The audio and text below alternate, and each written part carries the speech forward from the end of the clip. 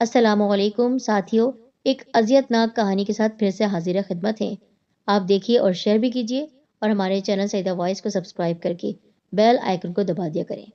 دیکھو آمنہ، اگر اس بار بھی تم نے مجھے میرا بیٹا میرا وارث نہیں دیا تو میں دوسری شادی کرنے میں دیر نہیں کروں گا۔ ساجد کا لہجہ کافی حد تک سخت تھا۔ یہ میرے اختیار میں تو نہیں ہے نا، یہ سب تو میرے مالک کی رضا ہے، وہ جس کو چاہے بیٹا دے، جس کو چاہے بیٹی دے، جس کو چاہے دونوں نہ دے۔ آمنہ نے پرنم آنکھوں سے اپنے شوہر کو دیکھتے ہوئے بڑی معصومیت سے اس کو سمجھایا، میں کچھ سننا نہیں چاہتا، بس یہ میرا آخری فیصلہ ہے۔ وہ آمنہ کو یوں کہہ رہا تھا جیسے وہ اپنی تقدیر کی خود مالک ہو، اور پھر آمنہ اس کو دیکھ رہی تھی۔ ساجد نے اس کو حقارت سے دیکھا اور گھور کر باہر نکل گیا۔ میرے مالک، بے شک تو غفور الرحیم ہے، مایوسی سے مجھے اپنی پناہ میں رکھنا۔ اس نے پرنم آنکھوں سے فلک کی جانب دیکھا۔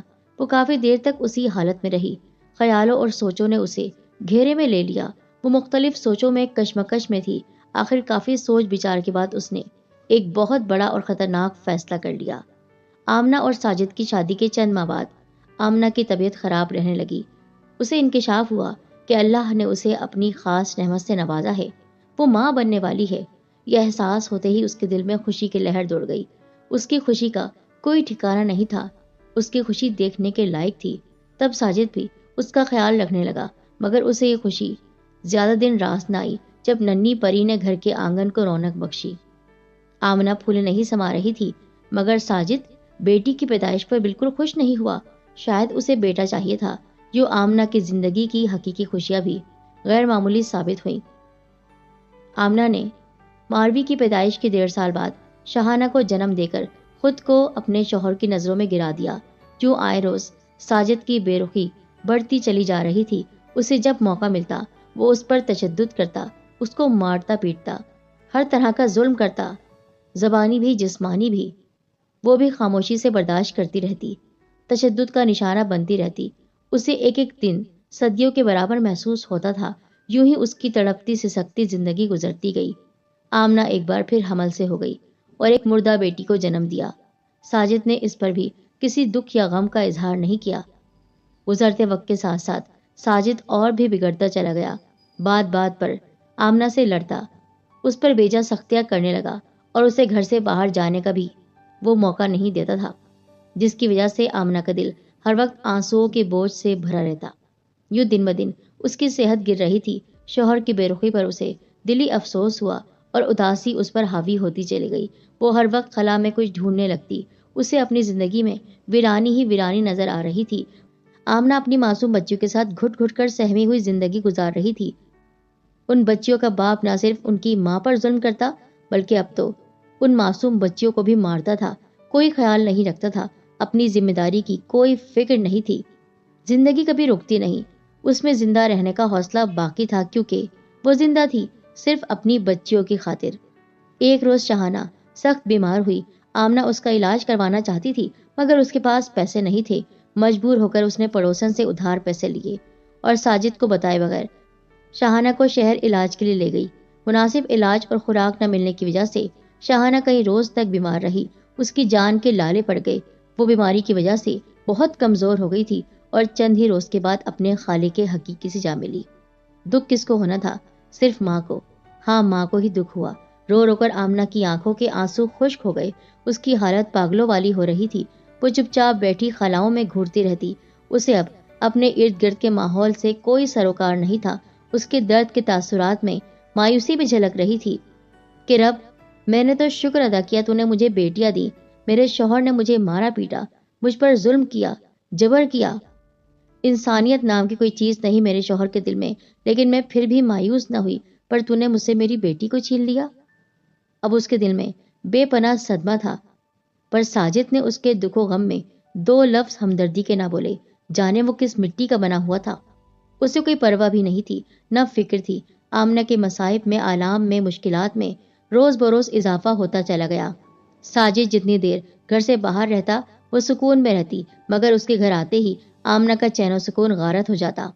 وہ گالیاں، کوسنے، بد دعائیں، مار پیٹ شروع کر دیتا، ذرا سی بات پر طوفان کھڑا کر دیتا، اور یہ اس کا معمول بن گیا تھا۔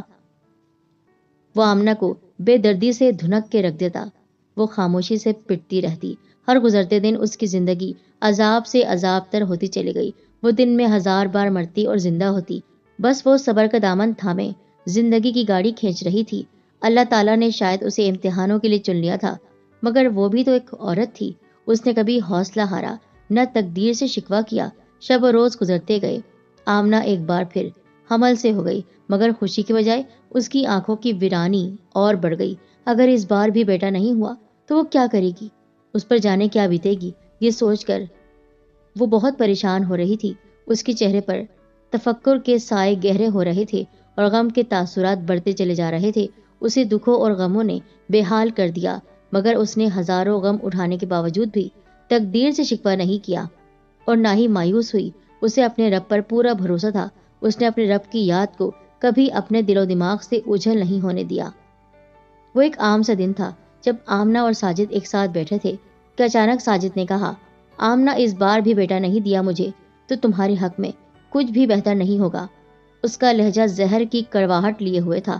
وہ اندر سے کانپ کر رہ گئی، پھر قدرے سہمی ہوئی، خوف زدہ انداز میں بولی، میں کوئی تقدیر کی مالک نہیں ہوں جو اپنی تقدیر خود لکھوں۔ اف، تمہاری یہ باتیں، تمہاری تقدیر والی باتیں، تم سے شادی کر کے میں نے نحوست اپنا لی ہے۔ کون سا منحوس دن تھا جس دن تمہیں نکاح میں لیا؟ وہ شادی والے دن کو کوسنے لگا۔ میرا قصور کیا ہے؟ بتاؤ، کیا قصور ہے میرا؟ آمنہ بہت ڈری سہمی تھی۔ ساجد کا دل چاہ رہا تھا کہ وہ اس کو پکڑ کر اس کا سر دیوار پر دے مارے۔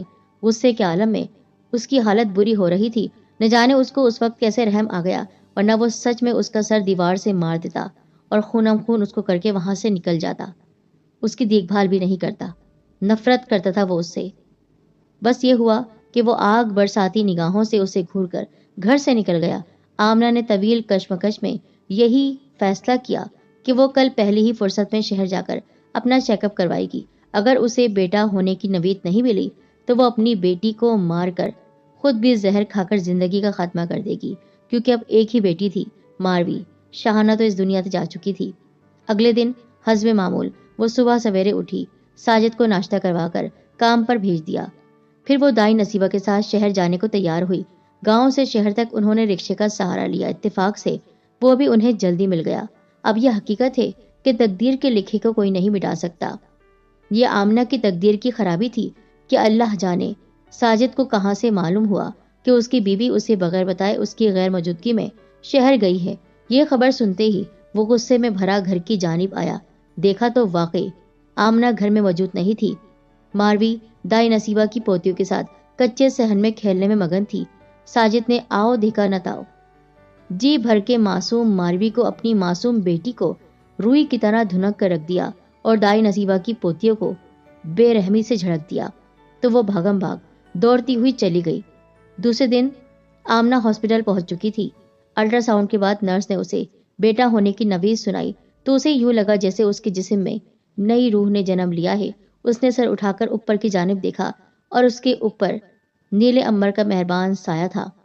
وہ خوشی میں ڈوبی ہوئی دل ہی دل میں سجدہ الہی میں گر گئی۔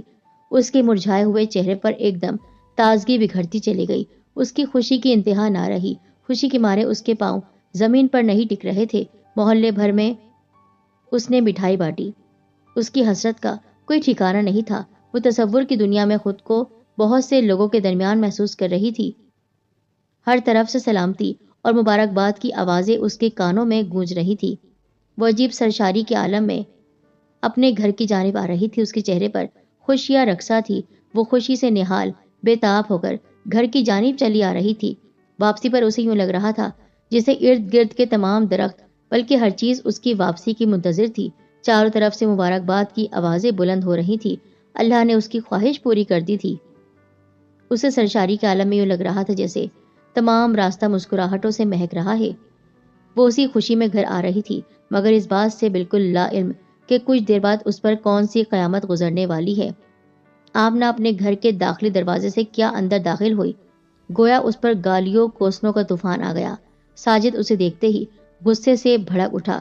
اس کی رگیں تن گئی۔ آج میں تیرے ٹکڑے ٹکڑے کر کے بھوکے کتوں کے آگے ڈال دوں گا۔ بے حیا بے غیرت عورت، میری موجودگی میں میری عزت کا جنازہ نکالتی پھرتی ہے۔ بے غیرت، عیش کرنے گئی تھی، منحوس، آج تجھے غرق کر دوں گا، ساجد نے خون خوار لہجے میں کہا اور آمنہ کو مارنے کے لیے جھپٹ پڑا۔ اسی وقت شاید اس کے دماغ کی کوئی رگ بہک گئی اور وہ انسان سے شیطان بن گیا۔ ساجد اپنی بیوی کو مارتے وقت ذرا نہیں سوچ رہا تھا کہ کس بے دردی سے مار رہا ہے، اس پر کیا بیت رہی ہے، اسے کہاں اور کتنی چوٹ لگ رہی ہے۔ آمنہ کی کربناک اور دل دوز چیخیں آسمان کا سینہ چیر رہی تھی اور وہ چیختی جا رہی تھی۔ اس کی چیخیں سن کر پڑوس کی کچھ عورتیں ان کے گھر جمع ہو گئی، مگر ساجد کا سخت رویہ دیکھ کر دور کھڑی تماشا دیکھتی رہی۔ جب اس کی درد بھری آواز دائی نصیبہ نے سنی تو وہ دوڑتی ہوئی چلی آئی۔ اس قدر بے دردی سے نہ مارو، بیچاری مر جائے گی۔ دائی نصیبہ نے آگے بڑھ کر آمنہ کو بچانے کی ناکام کوشش کی۔ مر جائے تو بہتر ہے، اس بلا سے چھٹکارا تو مل جائے گا۔ آج میں اس بے غیرت کا کام تمام کر دوں گا۔ بد کردار ہے یہ، ناپاک عورت ہے یہ۔ ایسا نہ کہو بیٹا، یہ تمہاری بیوی ہی نہیں، تمہارے ہونے والے بیٹے کی ماں بھی ہے۔ دائی نصیبہ کی بات سن کر ساجد کو جیسے بجلی کا شدید جھٹکا لگا۔ تم اتنے شکی کیوں ہو؟ بغیر سوچے سمجھے بیچاری پر اتنا بڑا الزام لگا دیا، تہمت لگا دی۔ پھر دائی نصیبہ کسی مشین کی طرح اسٹارٹ ہوئی اور اسے ساری حقیقت سے آگاہ کیا۔ دائی نصیبہ نے بات ختم کی۔ ان کی بات کے اختتام پر ساجد نے اپنا سر تھام لیا اور روحان سی آواز میں کہا، اف اللہ، یہ مجھ سے کیا ہو گیا، مجھے معاف کر دینا۔ اور پھر سیکنڈ کے 1000ویں حصے میں زمین پر بے سود پڑی آمنہ کی جانب مڑا۔ وہ شدت تکلیف سے تڑپ تڑپ کر ساکت ہو گئی، اس کے ہاتھ پاؤں پھول گئے تھے۔ دوسرے لمحے ساجد اپنی بیوی آمنہ سے پاگلوں کی طرح چیخ چیخ کر کہہ رہا تھا، اٹھ جاؤ، اٹھ جاؤ۔ پہلے تو اسے کچھ سمجھ میں نہیں آ رہا تھا، جب تک وہ سمجھا تب تک دیر ہو چکی تھی۔ آمنہ کی آنکھوں کے آگے اندھیرا چھا چکا تھا اور اس کی روح فنا ہو چکی تھی۔ ساجد کو یوں لگا جیسے کسی تیز دھار خنجر سے اس کے دل کے ٹکڑے ٹکڑے ہو گئے ہیں۔ وہ شدت غم سے روتا رہا، مسلسل روئے جا رہا تھا۔ اس کی حالت دیوانوں جیسی ہو گئی، اس کا ایک ایک لمحہ اذیت ناک کیفیت میں گزر رہا تھا۔ وہ اپنی بیٹی ماروی کو سینے سے لگا کر خوب رو رہا تھا۔ آج وہ بے بسی سے اپنے آنسو اندر ہی اندر اتار رہا تھا، مگر اپنی ہی شکیت طبیعت اور بے حسی کے باعث نہ صرف اس نے اپنی بیوی کو کھو دیا بلکہ بیٹے کو بھی دنیا میں آنے سے پہلے ہی اندھیری قبر میں اتار دیا تھا۔